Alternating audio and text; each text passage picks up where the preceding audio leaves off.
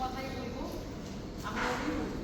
এরকম একটা পরিস্থিতি মানে সিচুয়েশন যে হতে পারে, আমি যখন আসছিলাম তখন তো জানতাম না, কিন্তু এসে সত্যি অভিভূত। যাদের এত প্রতিভা, তাদের কিছু নেই এটা ভাবা যাচ্ছে না। তার ভেতরে যে প্রতিভা, যেটা ঈশ্বর তাকে স্পর্শ হিসাবে দিয়ে দিয়েছে এবং এত কিছু দেখতে পারে তার মনের চোখ দিয়ে, সেটা যারা এই চোখ বলতে আমরা যেটা বুঝি সেটা দিয়ে অনেক সময় দেখতে পাই না। এবং তার ভিতরে আমার যেটা মনে হচ্ছে এই ছবিগুলো যেন একটা একটার সাথে কথা বলছে।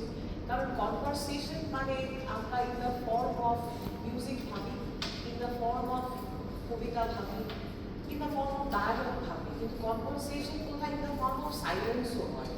এবং সাইলেন্সটাই কোথায় ডিপেস্ট কনভারসেশন বলে আমার মনে হয়। এবং যেটা আমরা গবেষণার ক্ষেত্রে আমার স্কলারও এসছে যে আমরা যে গবেষণার ক্ষেত্রে কী করি, মাথার সঙ্গে এই কনভারসেশনের কগনিশনটা বোঝার চেষ্টা করি। এবং এই মাথাতে একটু ডিপ্রেশন, একটু সামান্য ত্রুটি বিচ্ছুতি এসে গেলে মারাত্মক গন্ডগোল হয়ে যায়। কিন্তু যাদের এই মনের প্রতিভা থাকে, মনের এই দুটো চোখ এত খোলা, সে এত কিছু দেখতে পাচ্ছে যে অনেক নয়েজ যেটা এনভায়রনমেন্টে থাকে সেটা তাকে টাচ করতে পারছে না। এবং সেটাই মনে হয় আমার একমাত্র কারণ যে এই ছবিগুলো তার প্রোডাকশন। এবং অবশ্যই তার পরিবারের অসম্ভব মানে আমি কি বলবো, এরকম একটা পরিবার পাওয়াও অনেক ভাগ্যের বোধ হয়। এরকম পরিবার হয় যে এই ট্যালেন্টটাকে প্রত্যেক দিন ছোটবেলা থেকে একটা চারা গাছ তো প্রথমেই বট গাছে পরিণত হয় না, সেই চারাটাকে বড় করতে দেওয়ার পেছনে যারা আছে তাদের অবদান, তারাও ঈশ্বরের স্পর্শের দ্বারা অসম্ভব আশীর্বাদ প্রাপ্ত। আমার মনে হয় এর থেকে বড় আশীর্বাদ আর কিছু হতেই পারে না।